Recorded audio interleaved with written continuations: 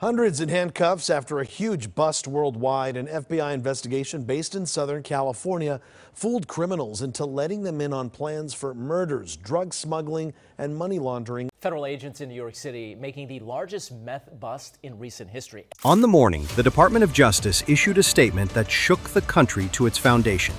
47 federal indictments, 12 cities, 312 arrests, $80 million in narcotics revenue dismantled in a single coordinated strike. They called it the most devastating blow ever dealt to cartel infrastructure on American soil. But behind the press conference and the cameras and the flags, the truth was worse than anything the public was told. Because this operation didn't just expose a drug network, it exposed the people sworn to stop one. If you want to understand how deep this goes, stay with this story. And if you believe it matters, tap like so more people see it. 4:17 a.m., Long Beach, California. The fog came off the Pacific like something alive. It clung to the shipping cranes and blurred the sodium lights into pale orange halos that barely touched the ground. The port was quiet. A few gulls circled above Dock 14. Somewhere in the distance, a tugboat horn moaned across the water. At the north staging area, 46 federal agents sat in unmarked vehicles with their engines off. DEA tactical units occupied the first row. FBI SWAT filled the second. ICE Homeland Security Investigations officers held the flanks. Every agent wore black. Every agent was silent. Radios crackled with nothing but static and the occasional time check. At 4:19 a.m., the lead coordinator, a DEA supervisory special agent operating under the call sign Razor 6, confirmed all teams were in position. 12 strike units spread across Long Beach, Compton, Wilmington, and San Pedro. Each team had a target. Each target had been surveilled for months. At 4:21 a.m., the order dropped. All units execute. I say again, execute. Engines fired. Tires screamed. Headlights stayed dark. The convoy split into 4 columns and tore through empty streets with the precision of a military assault. At Dock 14, the primary team hit first. A reinforced steel door on a warehouse marked Pacific Meridian Freight buckled under a hydraulic ram. Flashbangs detonated inside with a concussive force that rattled windows across the loading yard. Agents poured through the breach in a single-file stream, rifles up, voices roaring commands that echoed off corrugated walls. "Federal agents, on the ground, now!" 7 men inside dropped to the concrete.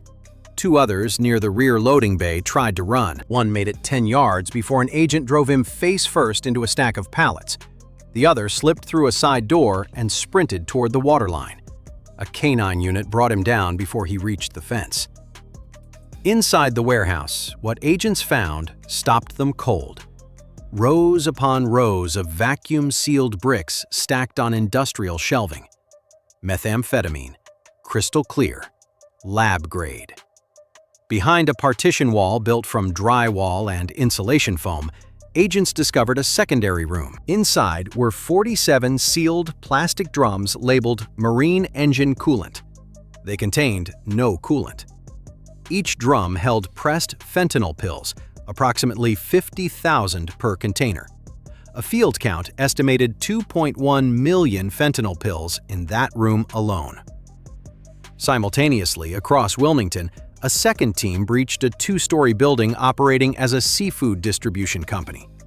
Behind the walk-in freezers, behind false walls lined with soundproofing material, agents found a communication hub. Encrypted satellite phones. Laptop computers still logged into messaging platforms. A whiteboard covered in route codes and delivery schedules stretching from Tijuana to Portland. In Compton, a third team hit a residential property on South Willowbrook Avenue. The house looked ordinary from the street.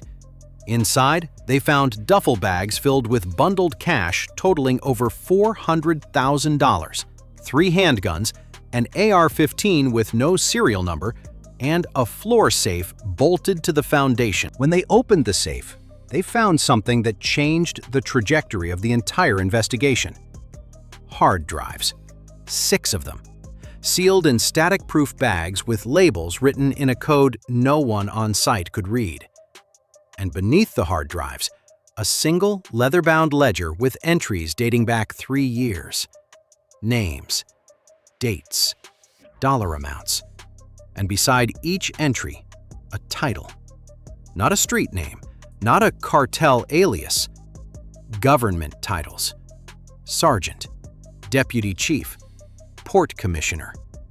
And one entry, repeated 14 times across the final pages, listed only as the architect. By 6 a.m., federal evidence teams had cataloged more than they expected to find in a year. The initial seizure numbers were staggering: 1,400 pounds of methamphetamine, 2.1 million fentanyl pills, 18 pounds of heroin, 43 pounds of cocaine, 14 firearms, $612,000 in cash, and those 6 encrypted hard drives that no one could yet read. The drugs alone carried an estimated street value exceeding $80 million. But the real weapon was the data. By 10 a.m., the hard drives arrived at the FBI's Regional Computer Forensics Laboratory in Los Angeles. Analysts worked in a windowless room lit by the blue glow of monitors. The encryption was layered, military grade. It took 19 hours to crack the first drive. When the files opened, the room went quiet. Projected onto the main screen was a network diagram so vast it stretched across 6 monitors. Shell companies, ghost corporations, offshore accounts in the Cayman Islands, Belize, and Singapore. Fake non-profit foundations registered in Nevada and Delaware. A chain of laundromats in San Bernardino County. A trucking firm based in Bakersfield. A seafood import business in Long Beach. All connected, all feeding money upward through a web of disguised wire transfers and cryptocurrency wallets. The operation had a code name embedded in every file header: Harbor Blast. The name wasn't metaphorical, it was operational. Harbor Blast referred to a logistics strategy designed to move massive quantities of narcotics through port cities using legitimate shipping infrastructure, legitimate businesses, and legitimate government employees who had been bought, blackmailed, or recruited over years of patient infiltration. At the center of the network diagram was a single node, no name attached, just a designation: the architect. Analysts traced the architect's digital signature through 14 layers of encryption.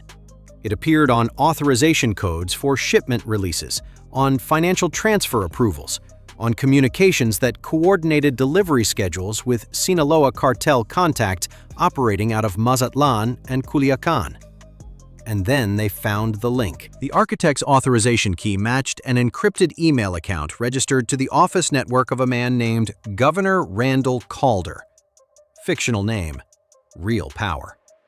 Calder had served as governor of California's fictional coastal jurisdiction for 6 years.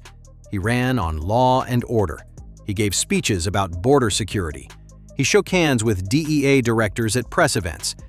And according to the files on those hard drives, he had spent every one of those 6 years converting the state's port infrastructure into a secure corridor for the Sinaloa cartel.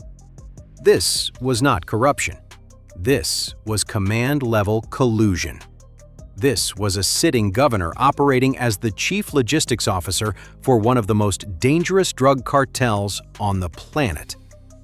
And the operation had barely begun. At 4 a.m. the following morning, inside a joint federal command center established at Camp Pendleton, 214 agents gathered in a briefing room the size of an aircraft hangar. On the wall behind the podium, a digital map of Southern California glowed with dozens of red markers pulsing across the coast from San Diego to Santa Barbara. Each marker represented a confirmed node in the Harbor Blast network. Safe houses, drug stash locations, money laundering fronts, communication relay points, human trafficking transit houses operating under the cover of migrant labor agencies. The mission was designated Operation Coastal Hammer.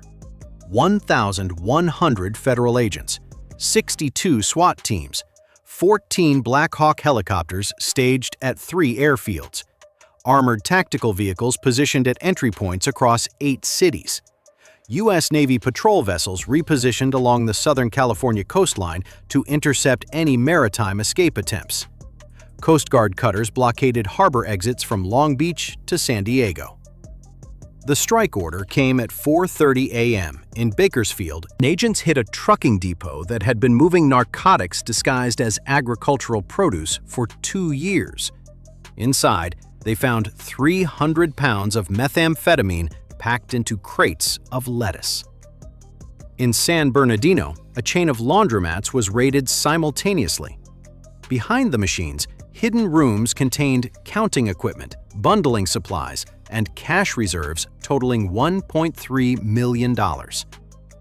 In Oceanside, agents breached a beachfront property that served as a transit point for human trafficking victims brought north from Tijuana. 11 people were recovered from a basement with no windows. 3 were minors. In the hills above Malibu, a SWAT team assaulted a fortified mansion belonging to a man identified as one of the Sinaloa Cartel's senior distribution chiefs on the West Coast. The property had reinforced doors, security cameras covering every angle, and a tunnel entrance in the wine cellar that extended 400 meters to a secondary exit point on a neighboring property. Agents found weapons, communications equipment, and financial records linking the mansion directly to Governor Calder's office. By noon, the scope of the damage was extraordinary. 2,300 pounds of narcotics seized across all locations, over 3 million fentanyl pills recovered, 29 firearms confiscated, $4.1 million in cash, 12 server farms containing financial and logistics data, and 147 suspects in federal custody. One senior DEA official who observed the operation from the command center said afterward, "The cartel's West Coast infrastructure took more damage in 6 hours than it had in the previous 6 years combined." But the hardest blow was still coming. When investigators began examining the seized servers and cross-referencing the data with the original hard drives from Compton, the picture that emerged was devastating. Not because of the drugs, because of the badges. 31 law enforcement officers across 4 counties had been on the Sinaloa Cartel's payroll. Deputies, sergeants, detectives, 2 deputy chiefs, a port security supervisor, 3 customs officers at Long Beach, and 5 Border Patrol agents stationed along the California-Mexico border. They were paid through cryptocurrency wallets. Monthly deposits ranging from $5,000 to $30,000, depending on rank and access. In return, they provided services no amount of money should buy. Patrol schedules were adjusted so cartel convoys could move through specific corridors without encountering checkpoints. Border inspection protocols were relaxed during windows that coincided with shipment arrivals. Raid schedules were leaked days in advance, giving cartel operatives time to relocate product and destroy evidence. Informant identities were compromised, leading to at least 3 unsolved murders that the task force now linked directly to the leaks. One honest officer, a 15-year veteran of the Long Beach Police Department, sat in a federal interview room and broke down. He told investigators he had suspected something was wrong for years. Patrol shifts that made no tactical sense, evidence that disappeared from lockup, colleagues who lived far beyond their salaries. He filed 2 internal complaints. Both were buried.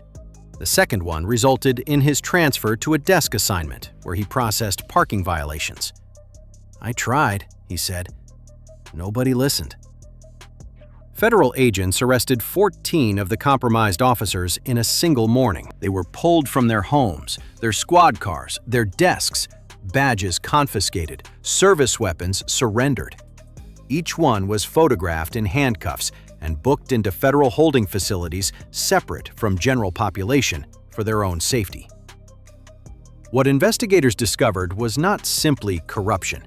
It was a parallel enforcement system, a shadow police force that answered to the cartel and operated within the real one. Officers who wore the same uniforms, carried the same authority, and used it to protect the very enterprise they were sworn to destroy. The system would be rebuilt from the ground up. That was the promise. Whether it would be kept was another question. And then the investigation expanded beyond California. Analysts mapping the financial flows discovered that Harbor Blast was not a regional operation. It was continental. The network's distribution routes extended through Arizona, Nevada, Oregon, Washington, Colorado, and Texas. Trucking contractors operating under legitimate Department of Transportation registrations moved product along interstate corridors with falsified cargo manifests. Way stations along key routes were shut down for scheduled maintenance during precise windows that coincided with convoy movements. The maintenance orders were signed by state transportation officials, whose campaign funds, investigators discovered, had received anonymous donations routed through the same shell companies that laundered cartel revenue. Shipping manifests at the Port of Long Beach had been altered to reclassify incoming containers. Narcotics shipments arrived labeled as marine equipment, industrial solvents, and frozen seafood. Port inspectors flagged for facilitation had been clearing these containers for over 2 years without a single secondary screening.